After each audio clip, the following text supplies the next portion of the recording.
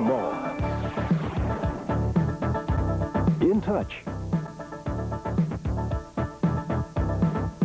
with you.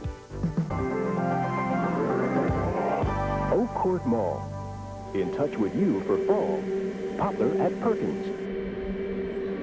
Located in East Memphis, Oak Court Mall has been inducted into the city's Most Beautiful Businesses Hall of Fame. Retaining much of its original 80s architecture, this dual-level mall features Italian marble floors and walls, skylights, manicured grounds, bronze sculptures, and a marble ball fountain centerpiece. But sadly, this beautiful mall has been tarnished by a recent history of multiple shootings, violence, and murders that, alongside the coronavirus pandemic, may have been the final nail in the coffin for Memphis's Oak Court Mall.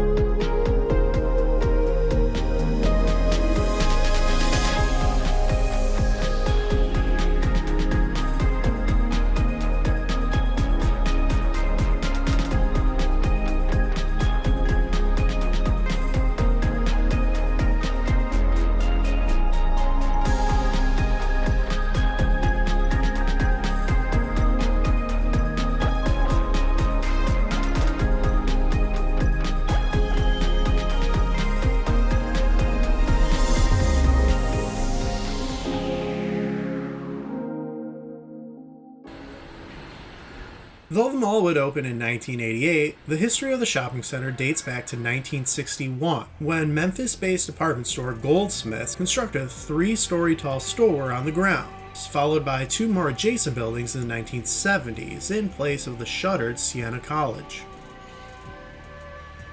Construction on the mall began in 1986, which would connect Goldsmiths along with a second anchor of Lord & Taylor.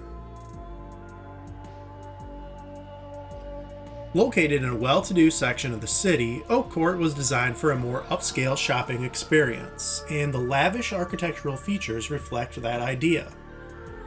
Named after a grove of southern oaks at the complex's center, the mall was built around much of the natural landscape, giving it a much more wooded look than most malls. Lord & Taylor would hold its opening black tie gala event on September 14th as a benefit for Le Bonheur Children's Medical Center, followed by 8 days of special events. The rest of the mall would open 2 days later and had an entire month-long grand opening featuring appearances by Mickey and Minnie Mouse, fashion shows, musical performances, a stage play, and finally, appearances by Double Dare host Mark Summers and soap opera star Ken Meeker from One Life to Live. Seiko, the robot from Rocky IV, was also on hand to wander the mall concourse, interacting with shoppers.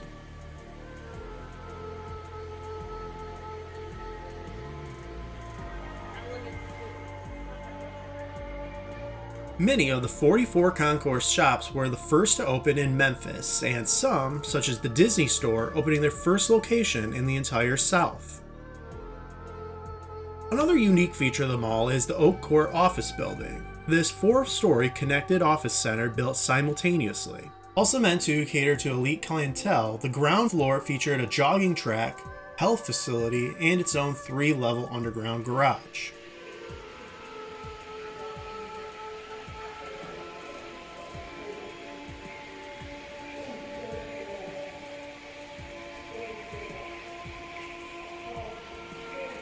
This is the center of the mall. Underneath the pyramid skylight sits the marble spear fountain. At 4 by 4 feet and weighing 7,000 pounds, the revolving spear is powered entirely by the high-pressured water. A few changes have been made to the area since opening. First, a sculpture named Jacob's Ladder has been removed. I was able to find just a single photo of the piece, which was designed specifically for the mall and soared up from the floor all the way to the skylight. 3 sculptures made by Prince Manio Mihalis Nastorel stand around the area, purchased by original mall developer Jack Bells, who owned the largest private collection of Manio sculptures in the world. He would commission the Romanian prince to make a 33-foot sculpture titled The Flames of Life for the mall, which likely replaced Jacob's Ladder, and it was later moved down to Texas. Indoor palm trees throughout the mall have since been removed, and also gone is the stage, which used to be located behind the elevators. In 1992, Dillard's would take over the Lord & Taylor anchor. 3 years later, they would convert that to just a women's store and build a separate men's and children's anchor in place of the stage area, along with 10,000 additional square feet of smaller stores added. That anchor would close in 2021.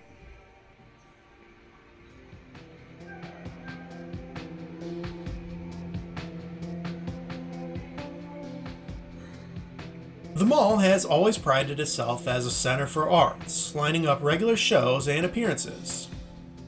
Seco would kick off the month-long Christmas celebration for the mall's first holiday season, which also included ballroom dancing, Roman carolers, pianists, and yarn spinners.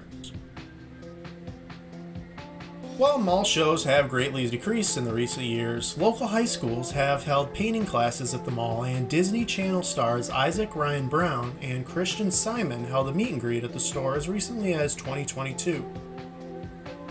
In 1990, a group of sports celebrities, including quarterback Archie Manning, were locked into a special jail cell in Oak Court and could not be released until enough bail money was raised as donations for the American Heart Association. The Memphis Aquarium Society held annual saltwater display shows at the mall as part of anniversary events for at least the first 4 years, and later years saw the Chocolate Fantasy fundraiser hosted here annually. 500 contestants auditioned on the stage here for Ed McMahon's 1992 Star Search. Davy Jones of the Monkees would hold a signing at the mall in 2000 to promote his new autobiography. The elevator behind the fountain was the scene of a grisly death just 2 months after the mall's opening, when 49-year-old janitor H. Gentry Fowler was cleaning a glass pane next to it when the descending elevator hit him, causing him to fall down below and be crushed to death. His family would sue for $20 million, and the case would be settled in 1993, awarding them just under $2 million. Less than a year after opening, the mall was so successful it was bought out at between $20 and $30 million profit, and was the highest commercial property sale in the county at that time. In 1991, a family was looking at this small courtyard outside the mall when they heard a dog barking from inside a drainage tunnel beneath the mall. Fire crews and Humane Society workers spent 7.5 hours to rescue the trapped animal, who they named Ninja, and the article notes the family that heard her was interested in adopting the dog.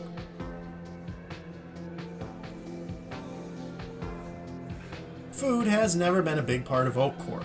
A Chick-fil-A was noted as opening with the mall, but it would not get a sit-down restaurant until the early 90s, which, despite opening to great success, would close within a few years.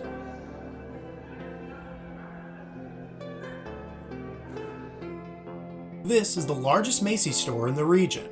It rebranded from Goldsmiths in 2005 when all remaining stores in that chain were absorbed by Macy's.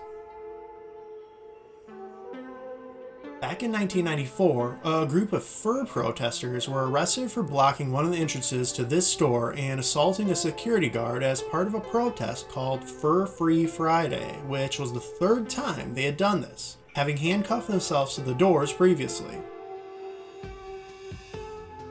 The later history of Oak Court can be paralleled by the now demolished Mall of Memphis. Opened in 1981 just 6 miles away from Oak Court, by the late 80s, Mall of Memphis had earned a reputation as an unsafe place after crime, murder, and shootings became more frequent than sales, leading the locals to call it the Mall of Murder. By the late 90s, the mall renovated and tried to rebrand, but it could not secure enough tenants and, in turn, shoppers, leading to its closure in 2003. Almost like a switch, crime migrated over to Oak Court, with the first murder happening in the parking lot garage of Goldsmiths in 1996. Previously, little crime at the mall was reported, with a car stolen from the parking lot crashing into another vehicle early in 1992 being the first story I found. This could be attributed to the extensive security that the mall was said to have employed, which noted as a state-of-the-art surveillance system monitoring the mall and garages. But back in 1996, it was the day after Christmas when 27-year-old Angela Kyle came to the Oak Court to get a bracelet adjusted when her body would be found in the parking garage, shot after a robbery went wrong. 2 teenage gang members would be arrested for her murder. Despite the bad publicity and the opening of the new Wolf Chase Galleria Mall nearby, Oak Court would have a slight resurgence with the new millennium, adding a string of new tenants. But on the flip side, robberies were still happening in and outside of the mall. Court TV even filmed a show about anti-violence here that same year that 2 shoppers were pepper sprayed and had their cars stolen from the garage. The following year, the mall introduced valet parking as a way to alleviate shoppers' fears, and occupancy rates would fluctuate as stores left but were replaced soon after. Robberies and thefts continued to occur in an increasing frequency. In 2008, another body was found in the parking garage, though he was not murdered there. Starting in 2014, it seems like all hell broke loose at the mall, with report after report coming out. They're supposed to be a place of leisure, but last night it was anything but relaxing at 2 Memphis malls where unruly crowds sparked panic and a massive police presence, along with at least 7 arrests. New tonight, 1 person is in the hospital. At least 4 people are in police custody after a shooting at a Memphis mall. Well, it is shocking to hear about a 95-year-old woman who was dragged during a purse snatching here at Oak Court Mall. It is horrifying to actually see it. A worker attacked in a Victoria's Secret store at the Oak Court Mall. Investigators say the gun was stolen from an officer's belt while he was using a restroom at the Oak Court Mall. 2 people have turned themselves in after firing shots outside Oak Court Mall. Police are looking for these 4 teenagers, all wanted after a Facebook video showed them flashing guns inside Oak Court Mall. Police say there was a disagreement between 2 shoppers, as you can see in this security video here. One witness who wanted to remain anonymous says a man was harassing people inside of the mall. 2 people are in the hospital, including a child, following a shooting at Oak Court Mall. That shooting left a young father, 21-year-old Jason Hill, dead. Family members tell us his 9-month-old son, Jalen, who he was holding at the time of the shooting, was shot 5 times. And the future of the Oak Court Mall is up in the air tonight. This is right in the midst of the busiest shopping season of the year. Just 1 year after the former owners of the mall filed for Chapter 11 bankruptcy. The East Memphis Mall is now in foreclosure once again. Oak Court's owners would file for bankruptcy in 2021, and the mall would be auctioned off in early 2023. At the time of our filming that summer, little updates had been made. Though struggling, the mall is far from dead, leaving owners and shoppers alike to wonder what the future holds for Oak Court.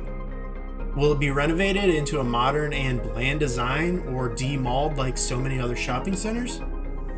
Or will the upscale beauty of Oak Court remain for future generations?